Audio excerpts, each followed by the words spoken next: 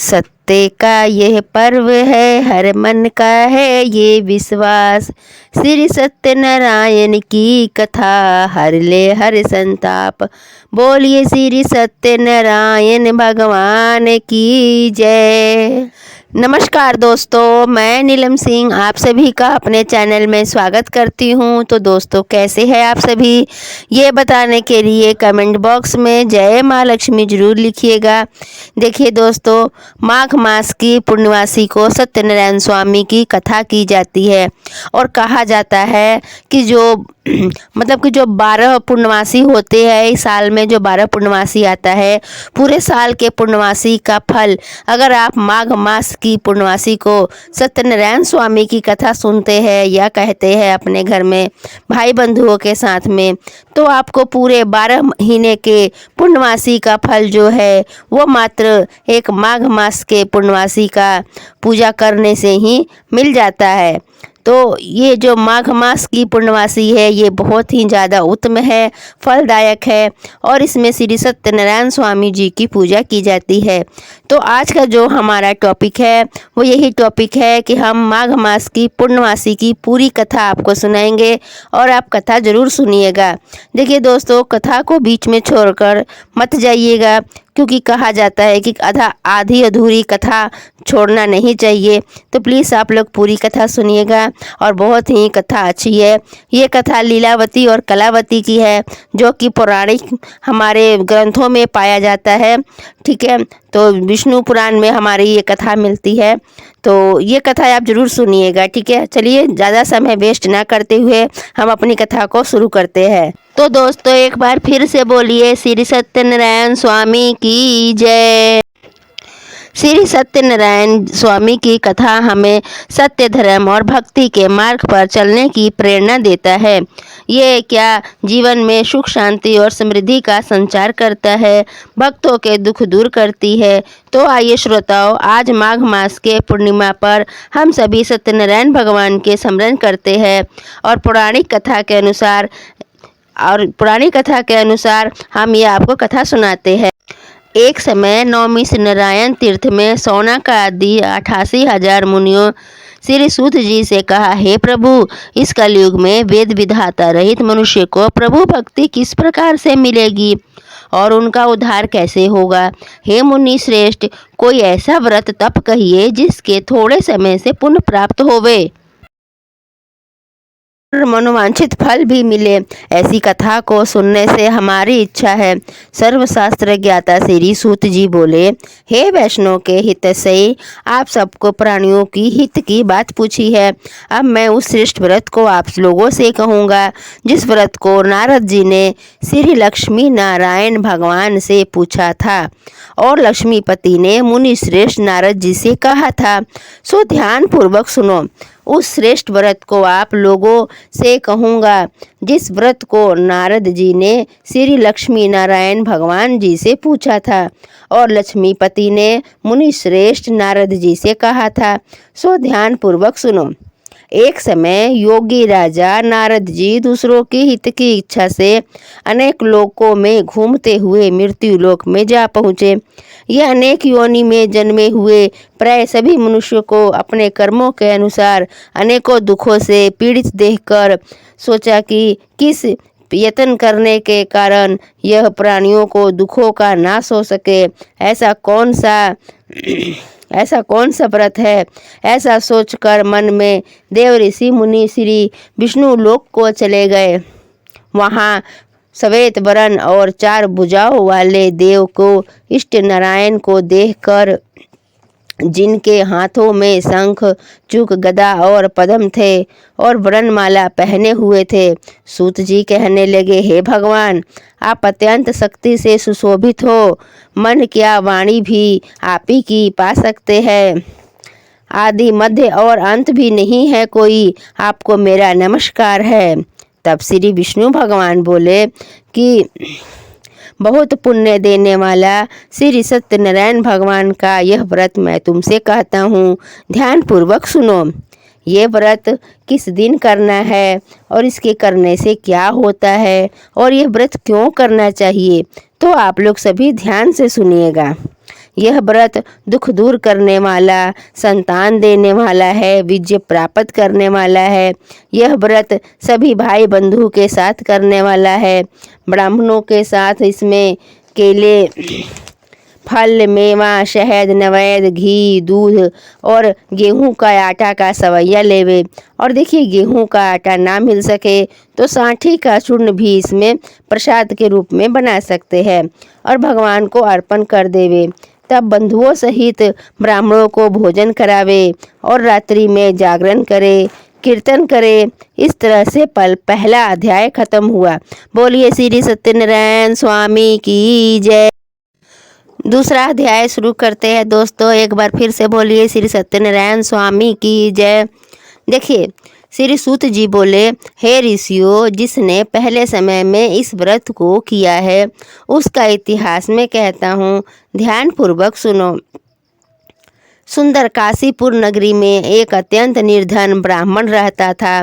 वह भूख और प्यास से बेचैन हुआ नित्य पृथ्वी पर घूमता था।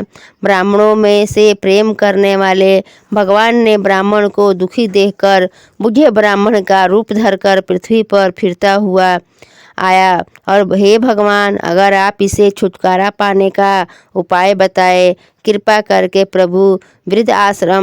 वृद्ध ब्राह्मण बोला, हे विप्र, सत्यनारायण भगवान को मनवांछित फल देने वाले हैं, इसीलिए तुम उनका पूजन करो, जिसके करने से घर में सुख शांति बनी रहती है, घर में दरिद्रता नहीं आती है और सभी मनवांछित फलों की पूर्ति होती है। संसार में इस व्रत को किसने किया है ये भी बताइए। सूत जी बोले, हे मुनियों, जिसने यह व्रत किया है वह सब भी मैं तुमसे कहता हूँ, ध्यान पूर्वक सुनो। एक समय वह ब्राह्मण धन और ऐश्वर्य के अनुसार बंधु बांधवों के साथ व्रत करने को तैयार हुआ। उसी समय एक लकड़ी बेचने वाला बूढ़ा आदमी आया और वहाँ लकड़ी को रखकर ब्राह्मण के मकान में गया और दुखी लकड़हारा उनको व्रत करते देखकर ब्राह्मण को नमस्कार करके बोला कि ये आप क्या कर रहे हैं, इसके करने से क्या फल मिलता है, कृपा करके मुझको बताइए। ब्राह्मण ने कहा, सब मनोरथ को पूर्ण करने वाला यह सत्यनारायण व्रत है, इन्हीं के कृपा से यह सब धन प्राप्त हुआ है। ब्राह्मण के इस व्रत के बारे में जानकर लकड़हारा अत्यंत प्रसन्न हुआ। चरण अमृत लेकर प्रसाद ग्रहण कर वह अपने घर को गया। अगले दिन लकड़हारे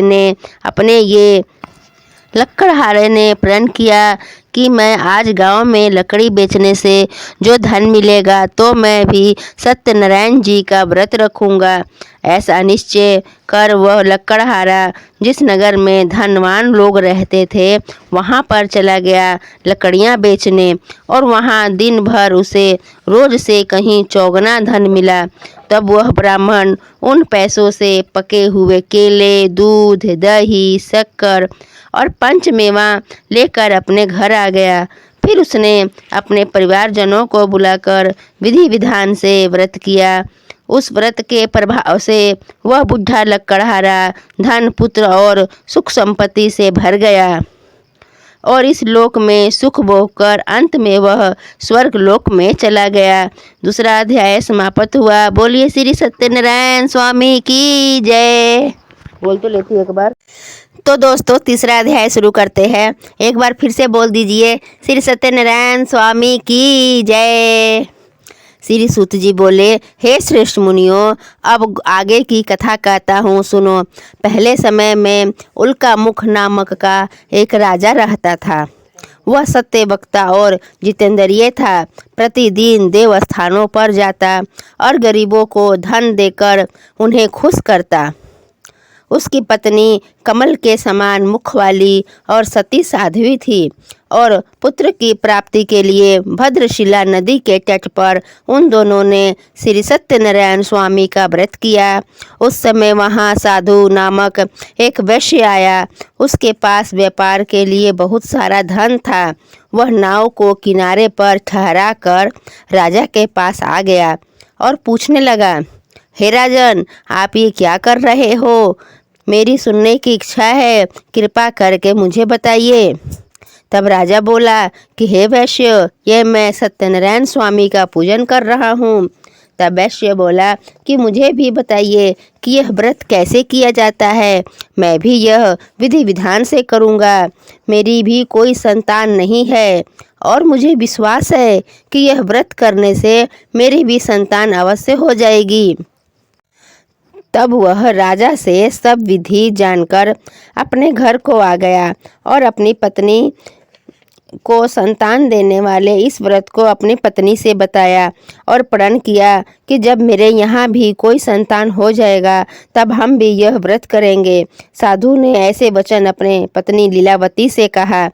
एक दिन उसकी पत्नी गर्भवती हो गई और 10वें महीने में उसे एक सुंदर कन्या को जन्म दिया। वह कन्या दिनों दिन ऐसे बढ़ने लगी जैसे कि शुक्ल पक्ष का चंद्रमा बढ़ता है। कन्या का नाम कलावती रखा गया। तब लीलावती ने अपने पति से कहा, स्वामी, आपने जो संकल्प किया था वह पूरा कीजिए। तब साधु बोला, हे प्रिय, वह हम इसके विवाह पर कथा करवा लेंगे। यह कहकर वह नगर को चला गया। अब कलावती अपने पिता के घर में रहकर बड़ी हो रही थी। एक दिन साधु ने जब नगर में सखियों के साथ अपनी पुत्री को देखा तब तुरंत दूत को बुलवाकर कहा कि हे दूत, मेरी पुत्री के लिए कोई सुयोग्य वर ढूंढ कर लाओ। यह सुनकर दूत को कंचनपुर नामक नगर में गया और एक सुयोग्य वर खोज कर लाया कन्या के लिए, जो कि बहुत ही सुयोग्य था। और साधु ने अपनी पुत्री कलावती का विवाह उसके साथ कर दिया। पर दुर्भाग्यवश विवाह के समय भी वह पूजा करना भूल गया। तब श्री सत्यनारायण स्वामी जी क्रोधित हो गए और श्राप दे दिया कि तुम्हें अत्यंत दुख प्राप्त होगा, क्योंकि उसने कहा था कि मेरी पुत्री हो जाएगी तो मेरी कोई भी संतान होगी तो मैं कथा करवाऊंगा। संतान भी हो गया, फिर उसने कहा शादी के समय करवाऊंगा, शादी भी हो गई, लेकिन उसने फिर भी नहीं करवाया। तो इसलिए सत्यनारायण स्वामी जो है उस पर क्रोधित हो गए। तो और उन्होंने श्राप दे दिया कि अत्यंत दुख प्राप्त होगा। अपने कार्य में कुशल साधु वैश्य अपने दामाद के साथ नदी पार कर रतनपुर नामक नगर में चला गया और वहां पर दोनों ससुर और जमाई चंद्रकेतु राजा के नगर में व्यापार करने लगे। एक दिन भगवान श्री नारायण की माया से पीड़ित क्या हुआ कि एक चोर राजा का धन चुराकर भागा जा रहा था, किंतु राजा के दूत को आता हुआ देखकर चोर घबराकर उसे धन को वहीं छोड़कर चला गया जहां वे ससुर और जमाई ठहरे हुए थे। जब दूतों ने राजा के धन को उन वैश्यों के पास रखा हुआ देखा तो वे उन्हीं को चोर समझकर पकड़कर लेकर चले गए और राजा से बोले कि ये 2 चोर हम पकड़ कर लाए हैं, आप आज्ञा दीजिए। तब राजा की आज्ञा से उन्हें कठोर दंड मिला और कारावास में डाल दिया गया। और सत्यनारायण भगवान के श्राप के कारण साधु वैश्य की पत्नी और बेटी को भी दुख बहुत ही प्राप्त हुआ। उनके घर में जो भी धन रखा था वह सब चोर चुरा कर ले गए। शारीरिक और मानसिक पीड़ा होने लगी। भूख प्यास से पीड़ित होकर कलावती एक दिन ब्राह्मण के घर गई। वहां उसने सत्यनारायण कथा व पूजा सुनी और प्रसाद ग्रहण किया। वह रात होने पर घर आई। तब उसकी माता ने कलावती से पूछा कि पुत्री, तू इतनी देर तक कहाँ रही, तेरे मन में क्या चल रहा है? तब कलावती कहने लगी, माते, मैं एक ब्राह्मण के घर गई थी और वहाँ मैंने सत्यनारायण भगवान की पूजा होते हुए देखा। कन्या के ऐसे वचन सुनकर लीलावती भगवान की पूजन की तैयारी करने लगी। लीलावती ने परिवार और बंधुओं सहित श्री सत्यनारायण भगवान का पूजन किया और वर मांगा कि मेरे पति और दामाद को शीघ्र ही वापस आ जाए, और साथ ही प्रार्थना की हमारी गलती को, अपराध को क्षमा कीजिएगा।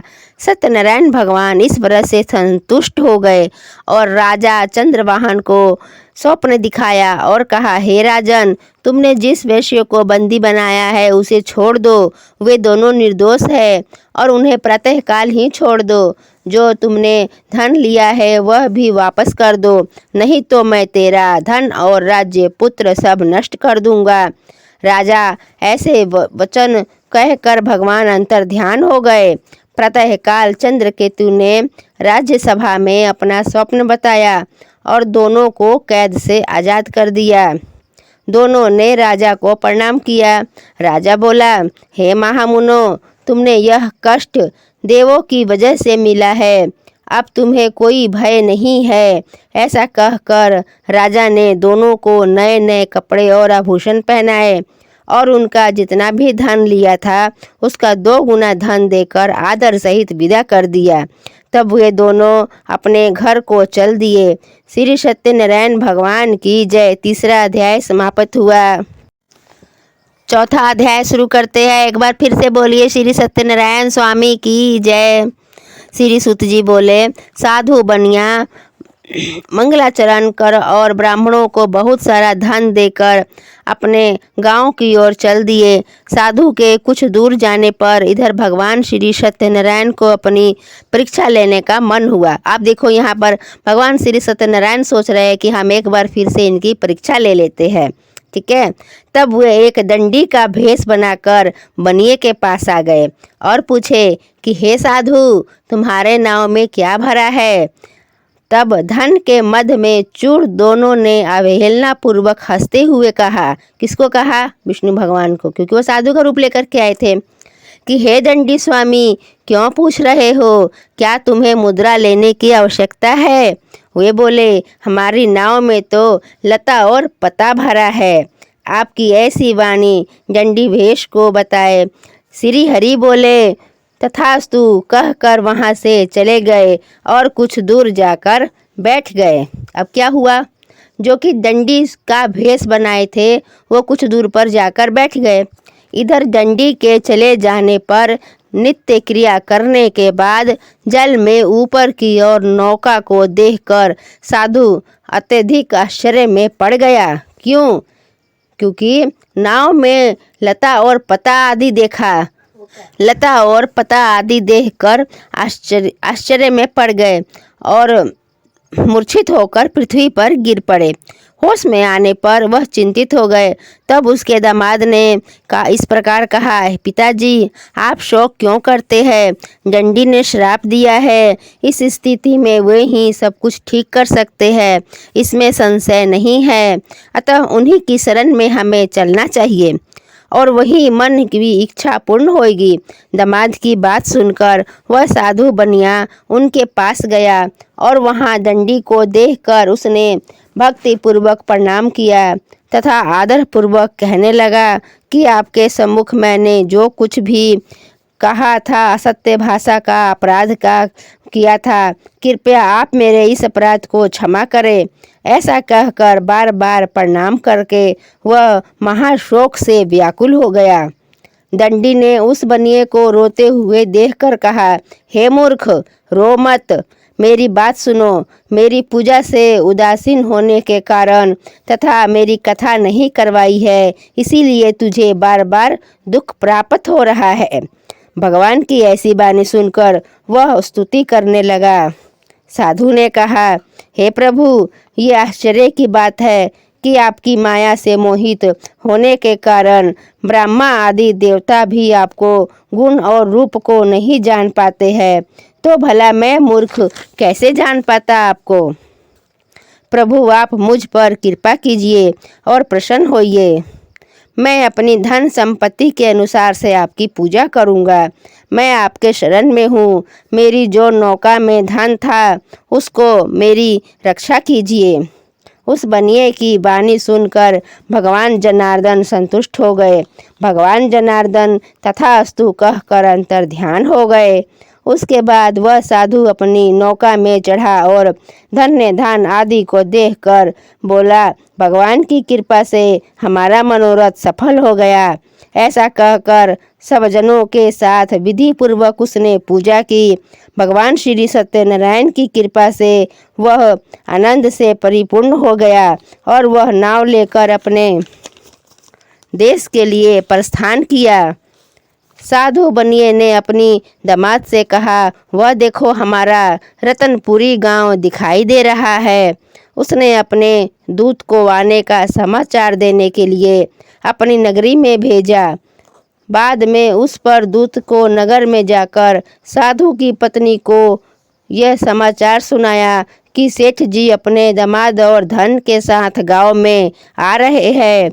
दूत के मुख से यह बात सुनकर खुश हो गई और सत्यनारायण की पूजा करके अपनी पुत्री से कहा, हे पुत्री, मैं साधु के दर्शन करने जा रही हूँ, तुम भी जल्दी ही आ जाना। माता का ऐसा वचन सुनकर व्रत को समाप्त करने पर प्रसाद का परित्याग करके कलावती भी अपने पति के दर्शन के लिए चली गई। इसे भगवान सत्यनारायण रुष्ट हो गए और उन्होंने उसके पति को नौका और धन के साथ जल में डुबो दिया। इसके बाद कलावती कन्या अपने पति को न देखकर महान शोक से रुदन करती हुई पृथ्वी पर गिर पड़ी। नाव को अदृश्य और दामाद को न देखकर साधु ने कहा कि ये क्या हो गया, और सभी चिंतित हो गए। लीलावती भी कन्या को देखकर व्याकुल हो गई और अपने पति से बोली, स्वामी, अभी अभी वह नौका के साथ अदृश्य कैसे हो गया? न जाने किस देवता की उपेक्षा से यह नौका हरण कर ली गई, या फिर श्री हरि सत्यनारायण महात्मा का भला कौन जान सकता है। ऐसा कहकर वह अपने परिवार के साथ विलाप करने लगी और कलावती कन्या को गोद में लेकर रोने लगी। कलावती भी अपने पति को न पाकर दुखी हुई और अपने पति के पादुका को लेकर वन गमन करने का निश्चय किया। साधु सोचने लगा, या तो भगवान सत्यनारायण ने अपहरण किया है, या तो हम अभी उनकी माया से मोहित हो गए हैं। और वह बोला कि मैं भगवान की पूजा अपनी सामर्थ्य के अनुसार करूँगा। तब आकाशवाणी हुई कि तुम्हारी कन्या सत्यदेव का प्रसाद छोड़कर अपने पति को देखने चली आई है, इसीलिए उसका पति अदृश्य हो गया है। यदि वह घर जाकर प्रसाद ग्रहण करके वापस आएगी तो तुम्हारा सब कुछ तुम्हें मिल जाएगा, इसे तनिक भी संशय नहीं है। जब उसने ऐसा आकाशवाणी सुनी तो वह शीघ्र ही अपने घर गई और प्रसाद ग्रहण किया, और वापस आकर उसने अपने परिवारजनों को, अपने पति को देखा। तब कलावती कन्या ने अपने पिता से कहा, पिताजी अपने घर चलिए, देरी क्यों कर रहे हैं। फिर सबने मिलकर सत्यनारायण जी का पूजा और कथा किया और इस लोक में सुख भोग कर अंत में वैकुंठ लोक में चले गए। प्रेम से बोलिए श्री सत्यनारायण भगवान की जय। श्री सत्यनारायण का यह चौथा अध्याय पूरा हुआ। 5वां अध्याय। श्री सूत जी बोले, हे मुनियों, इसके बाद मैं दूसरी कथा कहूँगा, आप लोग ध्यानपूर्वक सुनिएगा। अपनी प्रजा का पालन करना तुंगध्वज नामक का एक राजा था। उसने सत्यनारायण स्वामी का प्रसाद परित्याग करके दुख प्राप्त किया था। एक बार वन में बहुत से पक्षियों को मारकर वह बट वृक्ष के नीचे आराम कर रहा था। वहाँ उसने देखा कि गोपगण भक्ति पूर्वक भगवान श्री सत्यनारायण की पूजा कर रहे हैं। राजा यह देखकर भी वहाँ नहीं गया और न ही उसने श्री सत्यनारायण जी को प्रणाम किया, और पूजन के बाद सभी गोपगण राजा के पास प्रसाद रह कर लौट आए और इच्छा अनुसार सभी ने भगवान का प्रसाद ग्रहण किया। इधर राजा को भगवान का प्रसाद परित्याग करने से बड़ा दुख हुआ। उसका संपूर्ण धन धान्य और उसके 100 पुत्र नष्ट हो गए। राजा ने निश्चय किया कि यह प्रसाद ग्रहण नहीं करने के कारण ही यह सब कुछ मेरा नष्ट हुआ है, इसीलिए मुझे वहाँ जाना चाहिए जहाँ सत्यनारायण स्वामी का पूजन हो रहा था। ऐसा मन में निश्चय करके राजा गोपगणों के समीप गया और गोपगणों से माफ़ी मांगी और विधि पूर्वक भगवान श्री सत्यनारायण की पूजा की। भगवान सत्यदेव की कृपा से वे धन और पुत्रों से संपन्न हो गया तथा इस लोक में सुख भोग कर अंत में सत्यपुर में वैकुंठ को प्राप्त हुआ। श्री सूत जी कहते हैं कि जो व्यक्ति श्री सत्यनारायण के व्रत को करता है वह भगवान की कथा को भक्ति युक्त से होकर सुनता है, वह धन्य धान्य हो जाता है, दरिद्र धनवान हो जाता है, बंधन में पड़ा व्यक्ति बंधन से मुक्त हो जाता है और डरा हुआ व्यक्ति भय मुक्त हो जाता है। ये सत्य बात है, इसमें तनिक भी संशय नहीं है। इस लोक में सभी भोगों को भोग कर अंत में सत्यपुर वैकुंठ लोक को चला जाता है। हे ब्राह्मण, आप लोगों से यह सत्यनारायण भगवान की कथा कही है तो मैं भगवान श्री सत्यदेव की पूरा विशेष फल प्राप्त करने वाला है। कई लोग भगवान विष्णु को ही कई नामों से जाना जाता है। अनेक रूप धारण करके भगवान सत्यनारायण सभी की मनोकामना पूर्ण करते हैं। कलयुग में सनातन विष्णु ही सभी का रूप धारण करके सबका उद्धार करेंगे। हे मुनियों, जो व्यक्ति भगवान सत्यनारायण की इस कथा को पढ़ता है, सुनता है, भगवान सत्यनारायण की कृपा से उसके सभी पाप नष्ट हो जाते हैं। पूर्ण काल में जिन लोगों ने भगवान सत्यनारायण का व्रत किया था उसके अगले जन्म का वृतांत मैं कहता हूँ, आप लोग ध्यान से सुनिए।